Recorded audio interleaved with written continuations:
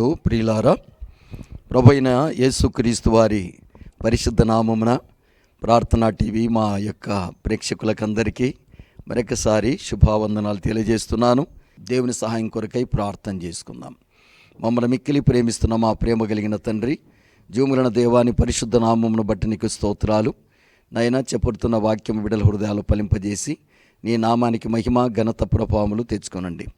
వాక్యం ఇది దాసుడు మీవాడు, వింటున్నవారు ప్రజలు మీవారు. ఎవరు ఏ పరిస్థితుల్లో ఉన్నారో అందరిని ఎరిగిన దేవుడవు. అందరికి కావలసిన వర్తమానం నీ కృపలో దయచేసి మీరే మహిమ పొందుమని యేసు ప్రభునామమున ప్రార్థించి వేడుకొనుచున్నాము తండ్రి, ఆమేన్. ఈరోజు మన అంశము, యేసు ప్రభును ఎవరు ఏ విధంగా తలంచి లేక ఊహించి యేసు ప్రభును ఎవరు ఏమని ఆరాధించినారో, ఎవరు యేసు ప్రభును ఏమని ఆరాధించి ఆ దేవుని గణపరిచినారో ఒకసారి మనం చూద్దాం. పరిశుద్ధ గ్రంథములో ప్రభు అన్నాడు ఒకరోజు, ప్రజలు ఏమనుకుంటున్నారు నన్ను గురించి అని అంటే, ప్రభువా ఒకరు ఏలియా అనుకుంటున్నారు, ఒకరు తర్వాత బాప్తిస్మిచ్చి యోహాను అనుకుంటున్నారు, లేకపోతే ఇంకోరు ప్రవక్త అనుకుంటున్నారు అని అంటే, మరి మీరు నన్ను గురించి ఏమనుకుంటున్నారు అని అన్నప్పుడు అప్పుడు ఒక్కొక్కరు వాళ్ళు ఒక మాట చెప్పినారు. కనుక అదే మాట ఈరోజు నేను మిమ్మల్ని కూడా అడుగుతున్నాను, ప్రభుని గురించి మీరేమనుకుంటున్నారు? ఇప్పుడు వాక్యం విన్న తర్వాత మీరు కూడా మీ అభిప్రాయాలు చెప్పాలని ప్రేమతో మనవి చేస్తూ ఉన్నాను. పరిశుద్ధ గ్రంథములో నుండి మనము దేవుని సన్నిధిలో దేవుని యొక్క వాక్యం, ఇంట్లో భార్య భర్తను గురించి, నా భర్త మంచివాడు, నా భార్య యోగ్యురాలు, నా పిల్లలు సురుకైన వారు, మా తల్లిదండ్రులు మాకెంతో దీవెనకరమైన ఆశీర్వాదకర మాదిరికరము అని చెప్పి మన పిల్లలంటే ఎంత సంతోషము. ఒక తండ్రి పిల్లలకు మాదిరికరమైన తండ్రిగా, మాదిరికరమైన తల్లిగా, అలాగనే పిల్లలు సురుకైన వారుగా ఉండడం, భర్త ఒక పవిత్రమైనటువంటి భర్తగా, భార్య ఒక నమ్మకస్తురాలుగా ఉండడం ఆ ఇంటికి ఎంత ధన్యకరమో మనకు తెలుసు. అలాగే దేవునికి మహిమ రావాలన్నా దేవుని మనం ఎరగాలి. తమ దేవుని ఎరుగువారు బలము కలిగి గొప్ప కార్యములు చేదురని దానియేలు గ్రంథం 11:32 అంటాడు. కనుక మనమందరము కూడా దేవుని ఎరిగి బలమైన కార్యములు చేస్తామంట, నిజంగా దేవుని ఎరిగితే.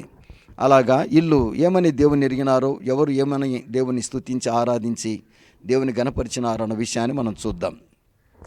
బాప్తిస్మిచ్చి యోహాను అడుగుదాం ముందు. ఓ బాప్తిస్మిచ్చి యోహానా, మరి మీరేమంటారు ప్రభువైన యేసుక్రీస్తుని గురించి అని మనం అడిగితే ఆయన ఏమంటాడు అంటే, మత్తయి సువార్త 3:11 నా వెనుక వచ్చువాడు నాకంటే శక్తిమంతుడు, ఆయన చెప్పుల మోయటానికి కూడా నేను పాత్రుడను కాను అని అన్నాడు. నా వెనుక వచ్చువాడు నాకంటే చాలా శక్తిమంతుడు. యేసు ప్రభు కంటే 6 నెలలు పెద్దోడు యోహాను. యోహాను స్త్రీలు కన్నవారిలో గొప్పవాడు. యోహాను అంటే జాన్, అంటే పురుషోత్తముడు, పురుషులలోని ఉత్తముడు అని ప్రభువే అతని గురించి సాక్ష్యం ఇచ్చినాడు. ఇప్పుడు ఈ పురుషోత్తముడు, పురుషులలో ఉత్తముడైన వాడు ప్రభువైన యేసుక్రీస్తుని గురించి ఏమంటున్నాడంటే, ఆయన చెప్పుల వారి పుట్టుకైనను, ఆయన చెప్పులు తల మీద పెట్టుకునే మోయిటుకైనను నేను యోగ్యుడను కాను అని అతడు సాక్ష్యం ఇచ్చినట్లు మనం చూడగలుగుతూ ఉన్నాం. ప్రియులారా, యోహాను సువార్త 1వ అధ్యాయంలో కూడా ఈ మాటలు మనం చూస్తాం. 27వ వచనం, 1వ అధ్యాయం 7వ వచనం, ఆయన చెప్పుల వారిని ఇప్పటికైనాను నేను యోగ్యుడను కాను అన్నాడు. ఆయన చెప్పుల వారిని ఇప్పటి కూడా నీ యోగ్యుడను కాను అని అన్నాడు. తర్వాత మత్తయి సువార్త 3వ అధ్యాయం 11వ వచనంలో ఆయన చెప్పులు మోయిట కూడా నేను యోగ్యుడను పాత్రుడను కాను అన్నాడు. తర్వాత యోహాను సువార్త 1వ అధ్యాయము ఎందుకు ఆ మాట అనగలిగినాడు అంటే, అప్పుడు యేసుక్రీస్తును చూస్తున్న 1వ అధ్యాయం 29వ వచనంలో యేసు నడుస్తూ వస్తున్నాడు తన వైపు. 29వ వచనం చదువుతున్నాను. యేసు తన యొద్దకు రాగా చూచి, ఇదిగో లోక పాపను మోసుకొని పోతున్న దేవుని గొర్రెపిల్ల, యేసే దేవుని కుమారుడని నేను తెలుసుకున్నాను. ఈయనే లోక పాపను మోసుకొని పోతున్న దేవుని గొర్రెపిల్ల, నా పాపను మోసుకొని పోతున్న గొర్రెపిల్ల. లోకములో ఎన్నో గొర్రెపిల్లలు వారి ఇంటి పాపాన్ని మోస్తాయి. ఆ ఒక్కరోజు ఎవరైనా పాపం చేసినప్పుడు వారి చేతుల గొర్రె మీద పెట్టి, మా పాపములన్నీ కూడా గొర్రెలో పంపిస్తున్నాం, మా మరణానికి బదులుగా ఈ యొక్క దీన్ని మరణింపజేస్తున్నాం, మేము పాపం చేసిన పాప పరిహారంగా ఇదిగో మా పాప పరిహారానికి గొర్రెపిల్లను అర్పిస్తున్నామని ప్రతిరోజు కూడా గొర్రెను వాళ్ళ ఇంటి పాపం కొరకు అర్పించేవారు. కానీ ఈ గొర్రెపిల్ల ఇంటి పాపలు మోసుకొని పోయే గొర్రెపిల్ల కాదు, లోక పాపను మోసుకొని పోయే దేవుని గొర్రెపిల్ల. ఈ ప్రపంచంలో సమస్తమును కలుగజేసిన వాడు దేవుడు. సమస్త సృష్టిని, అందులో ఉన్న సమస్తాన్ని, సకల మానవులను కలుగజేసిన వాడు యేసు ప్రభు. సర్వలోక భారం ఆయన మీద ఉంది. ప్రయాసపడి భారం వచ్చిన వారులారా నా యొద్దకు రండి, నేను మీకు విశ్రాంతినిస్తానన్నాడు. లోక పాపను మోసుకొని పోచున్న దేవుని గొర్రెపిల్ల. యోహాను రాసిన మొదటి పత్రిక 2వ వచనములో మన పాపములకు మాత్రమే కాదు సర్వ ప్రపంచానికైనా శాంతికరమై ఉన్నాడు అనేటువంటి మాట మనం చూస్తాం. కనుక యేసుక్రీస్తు లోక పాపను మోసుకొని పోతున్న దేవుని గొర్రెపిల్ల అని బాప్తిస్మిచ్చి యోహాను దేవుని ఆరాధించినట్లు మనం చూడగలుగుతున్నాం. కనుక నా ప్రియమైన దేవుని బిడ్డలారా, యేసుక్రీస్తు లోక పాపను మోసుకొని పోతున్న దేవుని గొర్రెపిల్ల అని తల వంచి నమస్కరించి బ్రతికినంత కాలము ఆ దేవుని గొర్రెపిల్ల, లోకానికి వచ్చిన గొర్రెపిల్ల, లోక పాపను మోసుకుంటున్న గొర్రెపిల్ల, ప్రపంచ శాంతికి మూలము ఈయనే అని బ్రతికినంత కాలము దేవుని గురించి లోకానికి, ప్రతి ఇంటికి, ప్రతి ఊరికి, ప్రతి గ్రామానికి, అరణ్యములో, ప్రతి స్థలములో కూడా ఆయన దేవుని గురించి చెప్తూ ఆయనను గణపరుస్తూ, ప్రభును మహింపరుస్తూ లోకానికి సాటి చెప్పినట్లు మనం చూడగలుగుతున్నాం. కనుక ప్రియులారా, మీ పాపములు మోసుకొని పోతున్న దేవుని గొర్రెపిల్ల ఈయన. నా పాపములు మోసుకొని పోతున్న దేవుని గొర్రెపిల్ల. నా ఇంటి వారు, ఈ సర్వలోకంలో సామాన్యులు, సామెతలు, ధనికులు, దరిద్రులు ఎవరు ఇంకా బలులు అర్పించాల్సిన అవసరం లేదు. ఎవరు ఆటలు పెట్టాల్సిన అవసరం లేదు. ఎవరు దేవులు చేసుకోవాల్సిన అవసరం లేదు. ఎవరు ఇంటి పాపాల కోసం బలి అర్పించాల్సిన అవసరం లేదు. కనుక ఇంట్లో రక్తం పట్టించాల్సిన అవసరం లేదు. యేసు రక్తం ప్రతి పాపను కడిగి పవిత్రపరుస్తుంది. యేసుక్రీస్తు నామము నేను నీతిమంతునిగా తీరుస్తుంది, పవిత్రపరుస్తుంది. కనుక యేసు క్రీస్తే ఆయనే సర్వలోక పాప పరిహారం చేసే దేవుడు. గనక లోక పాపమును మోసుకొని పోతున్న దేవుని గొర్రెపిల్ల. నా పాపములు, నీ పాపములు, నా ఇంటి పాపములు, నీ ఇంటి పాపములు, నా ఊరి పాపములు, మీ ఊరి పాపములు, మా దేశం ఇదే సర్వ ప్రపంచములున్న సర్వలోక మానవుల పాపమును మోసుకొని పోతున్న దేవుని గొర్రెపిల్లే ప్రభు అయిన యేసుక్రీస్తుని ప్రేమతో మీకు మనవి చేస్తూ ఉన్నాను. కనుక నా ప్రియ సోదరి సోదరులారా, బాప్తిస్మిచ్చి యోహాను అంటాడు, లోక పాపను మోసుకొని పోతున్న దేవుని గొర్రెపిల్ల.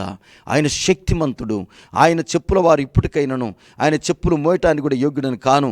లోక శాంతి, ప్రపంచ శాంతికి సూత్రధారి, మోక్షధారి, పాప పరిహారి యేసుక్రీస్తే అని ఆయన చెప్పినట్టు మనం చూడగలుగుతున్నాం. దేవునికి స్తోత్రం. యూదాని అడుగుదాం. ఓ యూదా, నువ్వు యేసు ప్రభుతో 3.5 సంవత్సరాలు ఉన్నావు కదా, 3.5 సంవత్సరాల ప్రభువులో నువ్వు గమనించినది ఏంటి అని మనము ఆ యొక్క సహోదరుని యూదా ఇస్కరియోతుని అడిగితే, ఆ యూదా ఇస్కరియోతు ఏమంటాడో చూద్దాం. మత్తయి సువార్త 27వ అధ్యాయము 4వ వచనం. నేను నిరపరాధ రక్తమును అప్పగించి పాపము చేసి తిని. ఆయన నిరపరాధి. తర్వాత అది కింద పుట్టినోట్లో నీతిమంతుడు. ఆయన నిరపరాధి, నీతిమంతుడు అని యూదా ఇస్కరియోతు ప్రతి క్షణక్షణము ప్రభును పరిశోధించి చూసినాడు. 3.5 సంవత్సరాలు ఆయన కనిపెట్టి చూసి ప్రభుతో ఉన్నవాడు. ఆయన అంటాడు, నిరపరాధి. యేసుక్రీస్తు నిరపరాధి, నేను అపరాధిని. యేసుక్రీస్తు నీతిమంతుడు, నేను అనీతిమంతుణ్ణి. యేసుక్రీస్తు నీతిమంతుడు. యేసుక్రీస్తు నిరపరాధి, పరిశుద్ధుడు, పవిత్రుడు అని యూదా ఇస్కరియోతు ప్రభును గురించి సాక్ష్యం ఇచ్చినాడు. అవును ప్రియులారా, భూమి మీద నీతిమంతుడు లేడు, ఒక్కడును లేడు. నీతిమంతుడు ఒక్కడే ఉన్నాడు. యోహాను పత్రిక 1వ అధ్యాయం 9వ వచనం ప్రకారం మన పాపములను ఒప్పుకొని ఆయన నమ్మదగిన వాడు నీతిమంతుడు. కనుక మన పాపములు కడిగి పవిత్రపరుస్తాడు. కనుక నీతిమంతుని రక్తము ఒక వ్యక్తిని నీతిమంతునిగా మార్చగలుగుతుంది. నిరపరాధి రక్తం ఒక వ్యక్తి నిరపరాధిగా మార్చుతుంది. కనుక నిరపరాధి రక్తం, నీతిమంతుని రక్తం, నీతిమంతుడు, నిరపరాధి యేసుక్రీస్తు అని ఆ యొక్క యూదా ఇస్కరియోతు సాక్ష్యం ఇచ్చినట్టు మనం చూడగలుగుతున్నాం. కనుక ప్రియులారా, యేసుక్రీస్తు బాప్తిస్మిచ్చి యోహాను యేసుక్రీస్తుని గురించి అంటున్నాడు, ఆయన లోక పాపను మోసుకొని పోతున్న దేవుని గొర్రెపిల్ల. అంటే యూదా ఇస్కరియోతు అంటాడు, ఆయన నిరపరాధి రక్తము ఒక వ్యక్తిని నిరపరాధిగా మారుస్తుంది. నీతిమంతుని రక్తం ఒక వ్యక్తిని నీతిమంతుని మారుస్తుంది. కనుక యేసుక్రీస్తు నిరపరాధి, నీతిమంతుడు అని యూదా ఇస్కరియోతు సాక్ష్యం ఇస్తున్నట్టు మనం చూడగలుగుతున్నాం. తర్వాత మనం చూసినట్లయితే దేవుని యొక్క పరిశుద్ధ గ్రంథములు మనం చూస్తే అక్కడ పిలాతు ఒక మాట అంటాడు. పిలాతు ఏమంటున్నాడు చూడండి, 27వ అధ్యాయము పిలాతు భార్య ఏమంటుందో ఒకసారి చూద్దాం. పిలాతు భార్య, గవర్నర్ గారి భార్య ఏమన్నది అని అంటే, మత్తయి సువార్త 27వ అధ్యాయము 19వ వచనములో లేఖనం ఇలా వ్రాయబడి ఉంది. నీవు ఆ నీతిమంతుని జోలికి పోవద్దు, ఆయన నీతిమంతుడు అని ఆమె సాక్ష్యం ఇచ్చింది. ప్రియులారా, పిలాతు భార్యకు దేవుడు కలలో కనపడే దర్శనములో ఆ మహాదేవుడు ఎవరో చెప్పినాడు. ఆమె తన భర్త కబురు పంపిస్తూ ఉంది, ఏమండి ఆయన నీతిమంతుడు, ఆ నీతిమంతుని జోలికి పోవద్దు, మన వంశానికి మంచిది కాదు, వాళ్ళ జోలికి పోకూడదు అని చెప్తుంది. ప్రియులారా, యేసుక్రీస్తును పిల్లలను, యేసుక్రీస్తును నమ్మిన వారిని యేసుక్రీస్తును దూషిస్తూ, యేసుక్రీస్తును అపహసిస్తూ, యేసుక్రీస్తును రకరకాలుగా మాట్లాడుతున్న నా సోదరి సోదరులారా, ఆయన నీతిమంతుడే కానీ అవినీతిమంతుడు కాదు. ఆయన పరిశుద్ధుడు, నిరపరాధి, లోక పాపను మోసుకునుతున్న దేవుని గొర్రెపిల్ల. ఆయన నీతిమంతుడు, ఆయన జోలికి పోకూడదు. ప్రియులార, గవర్నరు, అధికారులు అప్పటి కాలంలో భయంకరమైన అధికారంతో రోమా ప్రభుత్వంలో ఉన్నారు. ఆ యొక్క ప్రభుత్వ అధికారి భార్య అంటుంది, ఏమండి ఏ పరిస్థితులలో కూడా వారి జోలికి పోవద్దు, యేసుక్రీస్తు జోలికి పోవద్దు, నీతిమంతుడు ఆయన, సర్వలోకమునకు నీతిమంతుడు, లోకములో నీతిమంతుడు లేడు, ఒక్కడు లేడు, యేసుక్రీస్తు ఒక్కడే నీతిమంతుడు ఆయన జోలికి పోవద్దు. నా చెల్లి, తల్లి, తమ్ముడు, అన్నాక, నా సహోదరి సహోదరులారా, నీతిమంతుడైన యేసుక్రీస్తు జోలికి పోదు. ఆయన నిన్ను నీతిమంతునిగా తీర్చగలిగిన వాడు. ఒకరి జోలికి వచ్చేవాడు కాదు, ఒకరి నాశనం కోరేవాడు కాదు, ఒకరి మేలు కోరేవాడే కానీ ఆయన కీడు చేసేవాడు కాదు. ఆయన శాంతి దూత, ఆయన ప్రపంచానికి శాంతికరమై ఉన్నాడు. అట్టి దేవుని గురించి ఎప్పుడే కానీ మనం ఏ విధంగా మనం ఎప్పుడు కూడా ప్రభువును గురించి రకరకాల మాట్లాడకూడదు. ప్రభువును కొంతమంది రకరకాలుగా మాట్లాడుతూ ఉంటారు. అందుకే ఆమె అంటుంది, మనందరికీ ఆమె మాతృకరం. ఆమె అంటుంది, ఒక అధికారులు, ఒక అన్యురాలు, యేసుక్రీస్తు నీతిమంతుడు, ఆ నీతిమంతుని జోలికి ఏ పరిస్థితుల్లో మనం పోకూడదని చెప్తుంది. నా సహోదరి సహోదరులారా, ప్రభు అంటే ఆయన మనకు మేలు చేసేవాడే కానీ కీడు చేసేవాడు కాదు. ఎప్పుడు కూడా యేసుక్రీస్తు జోలికి, యేసు ప్రభువును నమ్మిన బిడల జోలికి పోయి వాళ్ళకి అపరాధము తలపెట్టొద్దండి, కొట్టొద్దండి, తిట్టొద్దండి. ఏమాత్రం కూడా ప్రభు అయిన యేసుక్రీస్తు మేలు చేసే నీతిమంతుడే కానీ ఎవరికి కీడు చేసేవాడు కాదు. కనుక అటువంటి నీతిమంతుని పిల్లలైన యేసుక్రీస్తు నమ్మిన పిల్లలు, భక్తులు, క్రైస్తవులను ఎవరు కూడా ఏమనొద్దని ప్రేమతో మనవి చేస్తున్నాను. ఆ నీతిమంతుని భార్య అంటుంది, అయ్యా వారి జోలికి పోవద్దయ్యా అని అంటుంది. ఆ నీతిమంతుని జోలికి పోవద్దయ్యండి. కనుక నీతిమంతుని పిల్లలైనటువంటి వారి జోలికి దేవుని పిల్లలు, అంటే వాళ్ళు మేలు చేసేవారు కనుక వాళ్ళ జోలికి పోవద్దని ప్రేమతో మనవి చేస్తూ ఉన్నారు. తర్వాత ఇంకో మాట చూద్దాం. పిలాతు ఏమంటున్నాడో యేసుక్రీస్తుని గురించి మనం చూద్దాం. పరిశుద్ధ గ్రంథములో లేఖనం ఇలా రాయబడి ఉన్నది. లూకాసు వార్త 23వ అధ్యాయం, లూకాసు వార్త 23వ అధ్యాయము 4వ వచనం. పిలాతు ఈ మాట విని, ఈ మనుషుడు గలిలయుడా అని అడిగి 4వ వచనం. పిలాతు ప్రధాన యాజకులతోనూ జనసమూహముతోనూ, ఈ మనిషిని యందు నాకు ఏ నేరమును కనబడలేదు. దేవునికి స్తోత్రం. ప్రియులారా, యేసుక్రీస్తునందు ఏ నేరము కనబడలేదు అని పిలాతు అంటున్నాడు. తర్వాత 12వ వచనములో, హేరోదును పిలాతును ఒకనికొకడు శత్రులయ్యుండి ఆ దినమని ఒకనికొకడు మిత్రులైనారు. శత్రువులను మిత్రులుగా చేయగలిగిన దేవుడు ఆ ప్రభువును చూసి, మహాదేవుడు లోకరక్షకుడైన యేసు ప్రభువును చూసి పిలాతు, హేరోదు శత్రువులుగా ఉన్నవారు ఆ రోజే వారు ఏమైనారంట? మిత్రులైనారు. శత్రువును మిత్రులుగా చేయగలిగిన మహాదేవుడే ప్రభు అయిన యేసుక్రీస్తు నేరము చేసిన వారిని, నేరస్తులను కూడా క్షమించగలిగిన నేరము లేని మహాదేవుడు ఈయన. 14 వచనం 15 వచనం. దేవుని సన్నిధిలో అతని మీద మోపిన నేరములలో ఒక్కటైనను నాకు కనబడలేదు. ఇదిగో మరణమునకు తగినది ఏదీ ఇతడు చేయలేదు అన్నాడు. ఎంత చక్కని మాట. ప్రియులారా, మీరతని మీద మోపిన నేరములలో ఒక్కటైనను నాకు కనబడలేదు. ఇదిగో మరణమునకు తగినది ఏదీ అతడు చేయలేదు. ఇతడు ఏమాత్రము చేయలేదు. ఇతడు ఎంత చక్కని మాట. మరణమునకు తగినది ఏది చేయలేదు, మీరు మోపిన నేరములలో ఒక్కటైనను లేదు, ఈ మనిషిని యందు ఏ నేరము కనపడలేదు అని సాక్ష్యం ఇచ్చినాడు. నేరము లేనివాడు, మరణమునకు తగినటువంటి పాపమే లేనివాడు యేసుక్రీస్తు. పాపం ఎరగని, పాపము చేయని దేవుడే ప్రభువైన యేసుక్రీస్తు. పవిత్రుడు, నిర్దోషి, నిష్కల్మషుడు, పాపుల చేరక ప్రత్యేకముగా ఉన్నవాడు, ఆకాశ మండలము కంటే మిక్కిలి హెచ్చైనటువంటి ఇట్టి ప్రధాన యాజకుడు మనకు సరిపోయినవాడు. ఈ పిలాతు అంటున్నాడు, ఏ నేరము ఈయన చేయలేదు, మరణములకు తగినది నేరం ఏ తండ్రి ఏమి కనపడం లేదన్నాడు. తప్పే లేదు. ఎంత చక్కని సాక్ష్యం. ఎంతోమందిని అతడు చూసిండొచ్చు. రోమా ప్రతినిధిగా, అతడు గవర్నర్గా ఎంతోమంది అతని దగ్గరికి ఎంతోమంది రోజు అతని జీవితకాలం ఎంతోమంది వచ్చింటారు. ఇలాంటి మనిషిని నేను ఎన్నడూ చూడలేదు. నేరము లేనివాడు, మరణముకు తగినటువంటి హేతువేనలు ఏమి కూడా తప్పు లేదు, పాపం లేదన్నాడు. కనుక పాపం లేని, పాపం ఎరగని, పాపం చేయని దేవుడు, నా పాపముల కొరకై ఆయన రక్తము గార్చిన దేవుడు, నా కొరకై సిలువ వేయబడిన దేవుడు, నీ కొరకు నా కొరకు మన తప్పిదములు మన శిక్షను భరించిన ఆయన, శిక్ష భరించిన నీ కొరకు నా కొరకు శిక్షను భరించినాడు.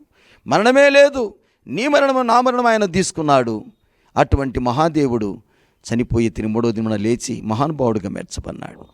ఆయన సజీవుడైన దేవుడు. కనుక ప్రియ సోదరి, పిలాతు అంటున్నాడు, ఏ తప్పైనను ఏ నేరమైనను మరణములకు తగినది ఏది నెలలో లేదు అని అన్నాడు. కనుక యేసుక్రీస్తు మరణమునకు తగినటువంటి అతనిలో ఏ నేరము లేదు, ఏ తప్పు లేదు, ఏ పాపము లేదు. కనుక అట్టి పాపము లేని యేసుక్రీస్తే పాపమును తీసివేయగలడు.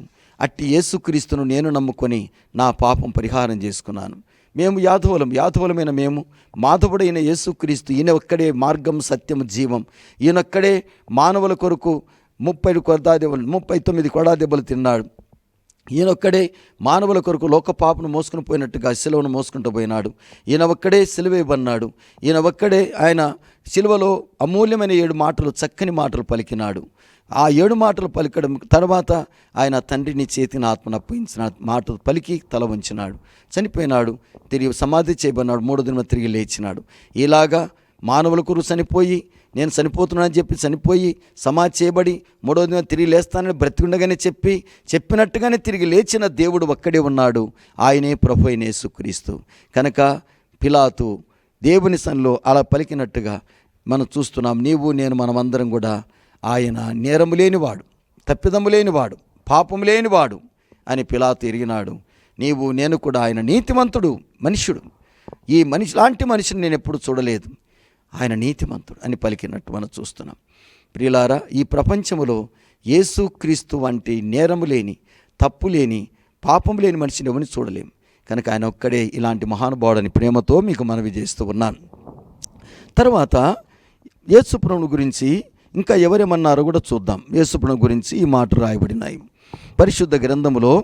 ఆ పేతురుని అడుగుదాం. ఓ పేతురు, నువ్వు యేసుప్రభుతో చాలా కాలం నుంచి ఉన్నావు కదా, శిష్యులలో మొదటి శిష్యుడు అని అంటారు కదా, శిష్యులలో నువ్వు తర్వాత అన్ని తొందరగా మాట్లాడుతుంటావు కదా, మరి ఆ మహనీయుడైన యేసుక్రీస్తుని గురించి నీవేమంటావంటే ఆయన ఏమంటాడో మనం ఒకసారి చూద్దాం. పరిశుద్ధ గ్రంథములో నుండి మత్తయి సువార్త 16వ అధ్యాయము 16వ వచనం. అప్పుడు అందరూ, మీరు నన్ను గురించి ఏమనుకొనుచున్నారు ప్రజలందరూ అన్నప్పుడు, మీరైతే నేను ఎవడని అనుకొనుచున్నారు? 15, 16 వచనాలు. అయ్యా, కొంతమంది ఏలియాని, కొంతమంది ఇర్మియాని, కొంతమంది ప్రవక్తని అంటున్నారయ్యా అంటే, అందుకైనా మీరైతే నేను ఎవడని చెప్పుకొనుచున్నారని వాడిని అడిగినాడు. 16వ వచనం. అందుకు సీమోను పేతురు, నీవు సజీవుడగు దేవుని కుమారుడైన క్రీస్తువని చెప్పాను. నీవు ధన్యుడవు, నీవు పరలోకమందున నా తండ్రి ఈ సంగతి నీకు బయలుపరిచినాడు అని. నిజమే, సజీవుడనైన దేవుడను, సజీవమైన దేవుడను, దేవుని కుమారుడను. దేవునికి స్తోత్రం. పేతురు గారు చెప్తున్న మాట ఏంటంటే, అయ్యా నువ్వు సజీవుడవు, సజీవుడైన దేవుని కుమారుడవయ్యా, సజీవుడగు దేవుని కుమారుడవయ్యా అని సాక్ష్యం.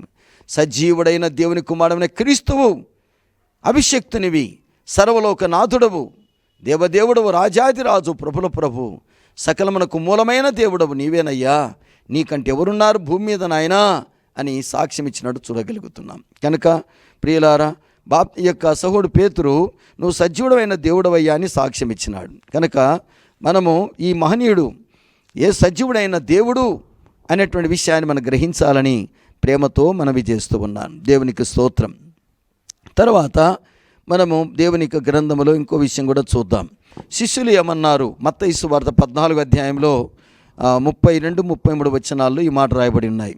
వారు శిష్యులు ఆ ధోని ఎక్కినప్పుడు గాలి అణిగెను. అంతటా ధోనిలో నున్నవారు వచ్చి, నీవు నిజముగా దేవుని కుమారుడమని చెప్పి ఆయనకు మ్రొక్కిరి. నిజముగా నీవు దేవుని కుమారుడమని చెప్పి ఆయనకు మురికిరి అనేటువంటి మాట మనం చూస్తూ ఉన్నాం. దేవుని బిడ్డలారా, ఇక్కడ మనం గమనించినట్లయితే నిజముగా నువ్వు దేవుని కుమారుడవయ్యా అని చెప్పి ఆయన మురికినట్లు మనం చూస్తూ ఉన్నాం. దేవునికి మహిమ కలుగునుగాక. దేవుని బిడ్డలారా, నిజముగా నీవు దేవుని కుమారుడవని చెప్పినాడు. 50 మత్తయి సువార్త శతాధిపతిని అడుగుదాం. ఓ శతాధిపతి, ఏమంటావు, నీవేమంటావు? మరి యేసు ప్రభు ఆ యొక్క కొడా దెబ్బలు కొట్టేటప్పుడు ఉన్నావు కదా, శిలువ మోసేటప్పుడు ఉన్నావు కదా, శిలువ వేసేటప్పుడు ఉన్నావు కదా, శిలువ తర్వాత సమాధి చేసినప్పుడు కూడా ఉన్నావు కదా, మరి నీవేమంటావు అని అంటే ఆయన ఏమంటాడు చూద్దాం.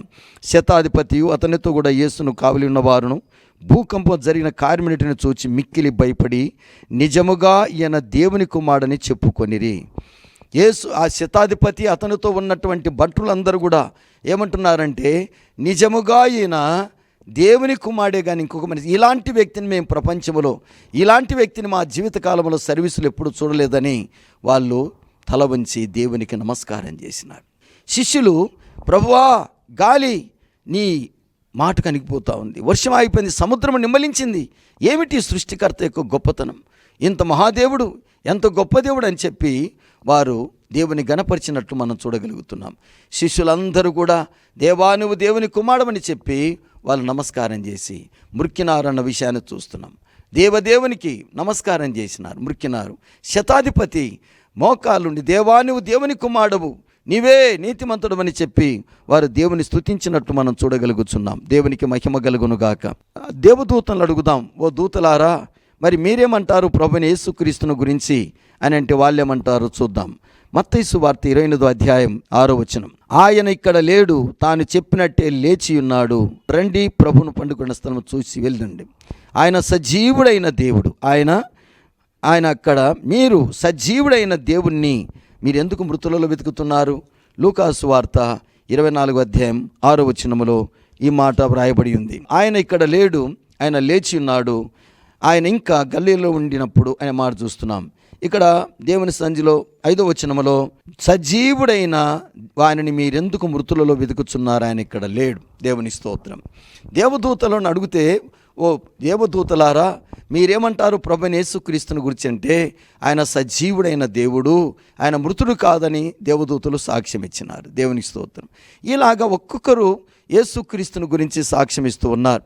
తర్వాత మనం గమనించినట్లయితే అపోస్తుల కార్యములో అందరూ కూడా ఒలివ కొండ నుంచి యేసు ప్రభు వెళ్ళిపోతున్నాడు. 40 రోజులు భూమి మీద ఆయన సంచారం చేసినాడు. సంచారం చేసి 11 సార్లు తన శిష్యులను కనపడి శిష్యులను బలపరిచి అందరినీ కూడా బలపరి స్థిరపరిచి నా ప్రేమ రాజ్యాన్ని స్థాపించండి చెప్పి ఆయన ఒలివల కొండ మీద నుంచి వెళ్తూ ఉన్నారు. అప్పుడు తెల్లని అందరూ కూడా అక్కడ ఆరోహణమవుతున్నారు. చూస్తున్నారు 9వ వచనం నుండి. ఈ మాటలు చెప్పి వారు చూస్తుండగా ఆయన ఆరోహణమాయను. అప్పుడు వారి కన్నులకు కనపడకుండా ఒక మేఘం ఆయన కొనిపోయెను. ఆయన వెలుచుండగా వారు ఆకాశం వైపు తేలి చూచుండిరి. ఇదిగో తెల్లని వస్త్రము ధరించుకున్న 2 మనుషులు వారి యొద్ద నిలిచిరి. గలియ మనుషులారా, మీరెందుకు నిలిచి ఆకాశం వైపు చూచున్నారు? మీ యొద్ద నుండి పరలోకమును చేర్చుకొనబడిన యేసే ఏ రీతిగా పరలోకమును గెలుట మీరు చూచితురో ఆ రీతిగానే ఆయన తిరిగి వచ్చునని వారితో చెప్పాను. దేవుని స్తోత్రం. ఏ రీతిగా ప్రభు పరలోకానికి వెళ్ళినాడో తిరిగి ఆయన పరలోకము నుండి రాబోతూ ఉన్నాడు. ఆయన ఆరోహణం, ఆయన పరలోకానికి వెళ్ళిపోయినాడు. అందరితో చెప్తున్నారు వాళ్ళు, ఇదిగో ఏ రీతిగా పరలోకానికి వెళ్ళినాడో ప్రభు తిరిగి సజీవుడై మళ్ళీ తిరిగి భూమి మీదకి రాబోతున్నాడని చెప్పినారు. దేవుని బిడ్డలారా, ఈ విధంగా దేవదూతలు ఈ విధమైన విషయాలు చెప్పినారు. యేసుతో ఉన్నటువంటి యేసు రొమ్మును ఆనుకున్నట్టు ఆ యొక్క యోహాను మనం అడిగితే, ఓ నాయన యోహానా, తల్లిని నీకు అప్పగించినాడు కదా, ప్రభుతో ఉన్నావు కదా, యేసు రొమ్మును ఆనుకుంటున్నావు కదా, మరి నీవేమంటావు ఆ ప్రభుని గురించి అని అంటే ఆయన అంటాడు, మన 6వ అధ్యాయం ప్రకటన 6:1-6 మనల్ని ప్రేమించుచు తన రక్తంలో మన పాపములను విడిపించువాడు, మనల్ని ప్రేమించేవాడు, తన రక్తం వలన మన పాపాలు విడిపించే పరమాత్ముడు ఈయన, ఇంకొక మానవుడు ఆయన కాదు. 8వ వచనం అంటాడు, అల్పయు మేఘయు ఆయనే, ఆయన భూత వర్తమాన భవిష్యత్ కాలములు ఉండేవాడు ఆయనే. భూత అంటే సృష్టి లేనప్పుడు, సృష్టి తర్వాత మనతో, సృష్టి పోయిన తర్వాత ఉండేవాడు, ఆది అంతము లేని దేవుడు ఆయన అని యోహానుకు దేవుడు బయలుపరిచి యోహాను మాట్లాడుతున్నాడు. ప్రభువా, మరి నీవేమంటావు, నిన్ను గురించి నువ్వేం చెప్పుకుంటావంటే, ఇదిగో నేను మొదటి వాడని కడపటి వాడను జీవించువాడను మృతుడనే తిని కానీ, ఇదిగో యుగములు సజీవుడనై ఉన్నాను, యుగ యుగములు సజీవుడను నేనే అని సాక్ష్యం ఇచ్చినాడు. కనుక ప్రియులారా, ప్రభు అయిన యేసుక్రీస్తు సజీవుడైన దేవుడు అన్నటువంటి విషయాన్ని ప్రేమతో మీకు మనవి చేస్తున్నాను.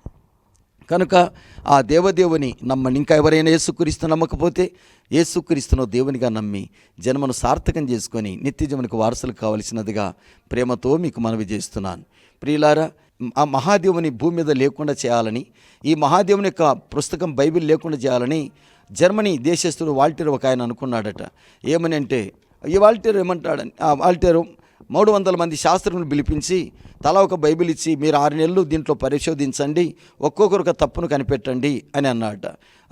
6 నెలల తర్వాత అందరూ వచ్చిన తర్వాత చెప్పండి తప్పులంటే 229 మంది 299 మంది మౌనంగా ఉన్నారు. ఒక వ్యక్తి లేచి అన్నాడట, అయ్యా మీరు బైబిల్ను చించేయాలంటే, బైబిల్ లేకుండా పోవాలంటే, లోకంలో యేసుక్రీస్తు లేకుండా పోవాలంటే మీరు చేయాల్సిన పని చెప్పు ఏదో చెప్పు త్వరగా అన్నట. మీరు యెరూషలేముకి వెళ్ళాలి అన్నాడట. వెళ్తాను. యెరూషలేముకి వెళ్ళి 1 తక్కువ 40 కొడా దెబ్బలు, భయంకరమైన కొడ దెబ్బలు, ఒక్కోసారి కొట్టినప్పుడంతా చీల్చుకుంటూ వస్తుంది. అలాంటి దెబ్బలు 15 దెబ్బలు పడతాను చచ్చిపోతారు కొంతమంది. 39 కొడా దెబ్బలు నువ్వు తట్టుకోవాలి. తట్టుకునే తర్వాత 80 కేజీల కంటే బరువు ఎక్కువ ఉన్నటువంటి ఆ శిలువను మోసుకుంటూ వెళ్ళాలి. మోసుకుంటూ వెళుతూ అనేకసార్లు కింద పడతావు. అలా పడుకుంటూ వెళ్ళాలి. శిలువ ఆ కొండపైకి మోసుకొని పోవాలి. మోసుకొని పోయిన తర్వాత ఘోరంగా నీకు మేకులు కొట్టి శిలువ వేయించుకోవాలి. వేయించుకున్న తర్వాత అలాంటి పరిస్థితులు కూడా నిమ్మలంగా మాట్లాడాలి. నిమ్మలంగా, తండ్రి వీరేం చేస్తున్నారు, వీరు ఎరుగరు కనుక వీరిని క్షమించు, నాతో కూడా ప్రదేశంలో ఉంటావు, అమ్మా ఇదిగో నీ కుమారుడు, నా దేవా అని పలకాలి. దప్పికొనుచున్నాను అనాలి. సమాప్తిని చెప్పాలి. తండ్రిని చేతికి ఆత్మనిపిస్తున్న అప్పించాయి. ఆ తండ్రికి నీకు దేవునికి సంబంధం ఉండాలి. ఆ తండ్రితో నీవు దేవుని నమ్మని వాడవు. అయినా నువ్వేమనాలా, తండ్రిని చేతిని ఆత్మనిపిస్తున్నా అనాలి. అప్పుడు చెప్పి ప్రాణం విడసాలి. నువ్వు సమాధి చేయబడాలి. 3 రోజున నువ్వు లేయాలి. అప్పుడు బైబిల్ లేకుండా పోతుంది. లేకపోతే ఏ మాత్రం ఎంత ఊహించినా బైబిల్ ఏమీ చేయలేవు అన్నాడంట. Praise the Lord. ప్రియులారా, భూమి మీద బైబిల్ లేకుండా చేయాలనుకున్నవాడు పతనమైపోయినాడు. అతడు ప్రింటింగ్ మిషన్ పెట్టిన ఆ ప్రింటింగ్ మిషన్ నుంచి ఇప్పుడు బైబిల్లో లక్షల బైబిల్ బయటకు వస్తూ ఉన్నాయి. కనుక నా సోదరుడా, ఈ మహాదేవుని లేకుండా చేయాలని ఎంతోమంది అనుకున్నారు. రాజులు రాజ్యాలు పోయినాయి. ఈ రాజాదిరాజు సజీవుడిగా ఉన్నాడు. ఈయన నమ్మండి, నిత్య జీవానికి వారసులు కండి. ప్రార్థన. ప్రేమగల మా తండ్రి, నీకు స్తోత్రాలు. ప్రభువా, ఎవరు ఏమని అనుకున్నారు, ఏమని దేవుని తలంచినారు, ఏమని వాళ్ళు అర్థం చేసుకున్నారు, ఏమని దేవాన్ని ఆరాధించినారన్న విషయమే చూడగలిగినాం.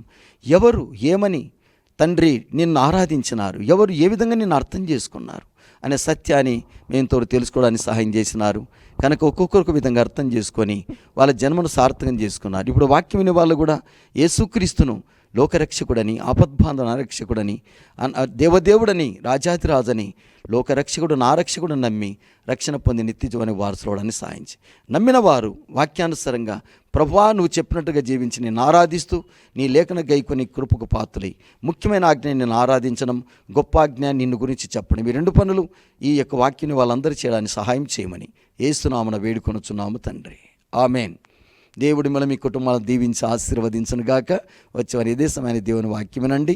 దేవుడి మన దీవించునుగాక. అందరికీ వందనాలు. ప్రేమ, సంతోషం, సమాధానం అందించే దైవ కుటుంబం మన్నా ప్రార్థనా మందిరం. రక్షణ, స్వస్థత, పరిశుద్ధతకై దర్శించండి మన్నా ప్రార్థనా మందిరం. సంఘ కాపరులు, వర్తమానికులు రెవరెండ్ డాక్టర్ ఎన్ పీటర్ గారు, BD MTh, pastor N Shalem Raj Kumar గారు, బీటీహెచ్ ఎంటీహెచ్. సెల్ నంబర్స్ 9908711854 మరియు 9989750722.